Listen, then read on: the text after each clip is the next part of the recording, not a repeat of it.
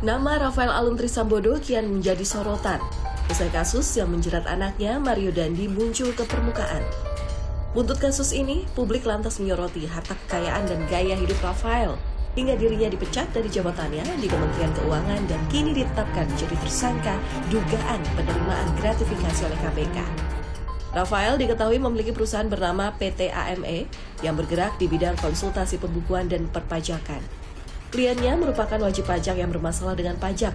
Penyidik temukan aliran dana gratifikasi sebesar $90.000 Amerika Serikat. Kini Rafael ditahan seusai menjalani pemeriksaan sebagai tersangka. Diduga RAT menerima gratifikasi dari beberapa wajib pajak atas pengkondisian berbagai temuan pemeriksaan di bidang perpajakannya. RAT diduga aktif merekomendasikan untuk konsultasi dan koordinasi dengan PT AME.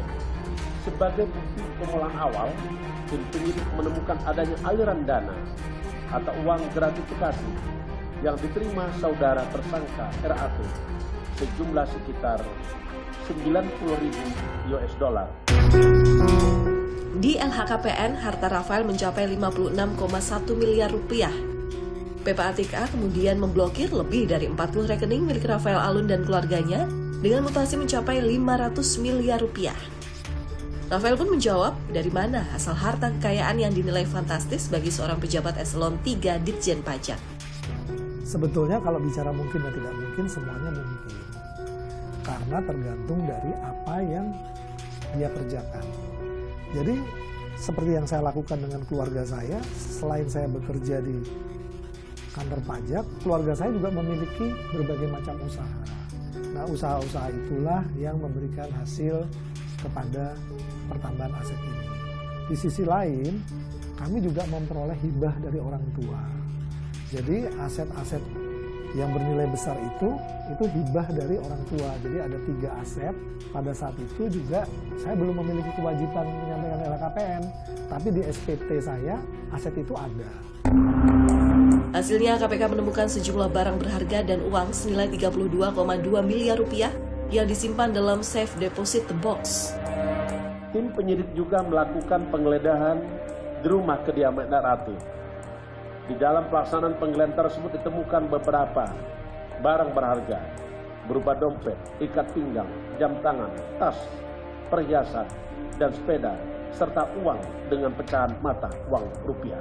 Di samping itu turut diamankan juga sejumlah uang sebesar 32,2 miliar yang disimpan oleh RAT dalam safety deposit box di salah satu bank dalam bentuk pecahan mata uang berupa dolar Amerika Serikat, mata uang dolar Singapura, dan mata uang euro.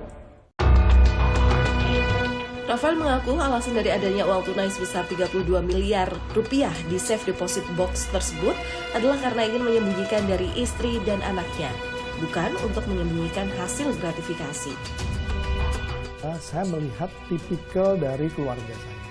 Istri saya dan anak saya tidak bermaksud untuk menyalahkan mereka, tapi ketika melihat bahwa saya memiliki uang di tabungan, kan itu kan tabungan pasti terbuka di rumah.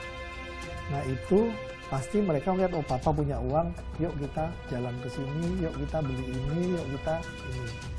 Nah untuk menghindari itu, saya coba uang saya simpan dalam bentuk valuta asing, saya sembunyikan di dalam SDB.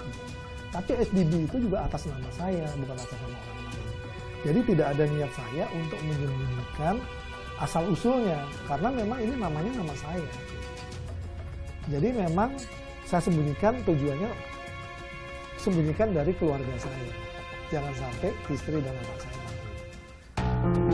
Selain itu, Ketua KPK Firly Bahuri juga menjelaskan laporan harta kekayaan Rafael yang naik sejak tahun 2011.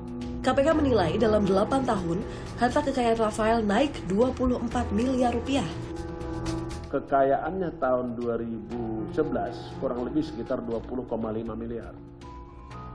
Di mana beliau tersangka RAT ini di tahun 2011 sampai 2012, dia adalah Kepala Bidang Pemeriksaan Penyidikan dan Penagihan Pajak Kanwil DJP Jawa Timur 1.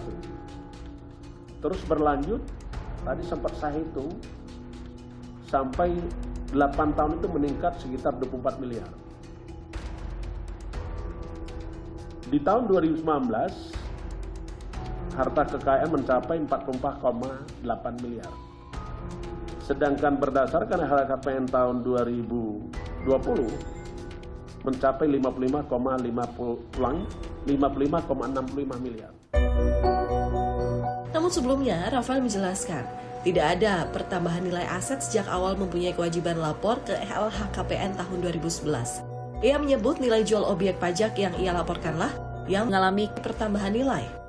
Jadi sebetulnya kalau kita flashback kepada kepemilikan harta saya, aset tetap saya sejak tahun 2011, ketika pertama kali saya memiliki kewajiban melaporkan LHKPN, itu sampai dengan saat sekarang itu tidak ada pertambahan. Jadi pertambahan nilai itu hanya karena nilai jual NJOP. Jadi yang saya pahami selama ini adalah KPK mengharapkan LHKPN itu dilaporkan sesuai dengan nilai pasar. Nah, pemerintah mempresentasikan nilai pasar itu dengan NJOP. Jadi nilai NJOP itulah yang saya laporkan. Terkait kasus ini, mantan Wakil Ketua KPK periode 2015-2019, Laude M. Syarif menilai akan sulit membuktikan dugaan gratifikasi yang dilakukan oleh Rafael.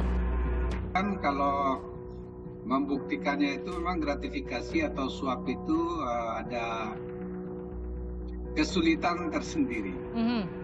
Nah biasanya kalau makanya waktu itu kan biasanya harus tertangkap tangan. Tetapi kalau misalnya KPK melihat bahwa ada transfer yang dilakukan melalui perbankan, itu kan bisa tercatat. Apa namanya, bisa ditelusuri, follow the money. Ya, seperti itu. Yang didapatkan sekarang misalnya itu kelihatannya adalah transfer yang bukan tunai, tetapi dari bank dan masuk ke Rafael, dan itu bisa dibuktikan oleh teman-teman KPK. Terbongkarnya kasus Rafael Alun adalah bukti kekuatan media sosial dalam membongkar sebuah isu. Rumah, kendaraan, koleksi tas, perhiasan, dan gaya hidup keluarga Rafael Alun bertebaran di lini masa. Warganet menemukan banyak kejanggalan yang mendorong aparat hukum melakukan penyelidikan. Kini, aparat hukum telah bergerak untuk membuktikan bahwa keadilan masih menjadi penjaga moral negeri ini, terutama menjaga negara dari moral jahat pejabat nakal yang rakus merampok uang rakyat.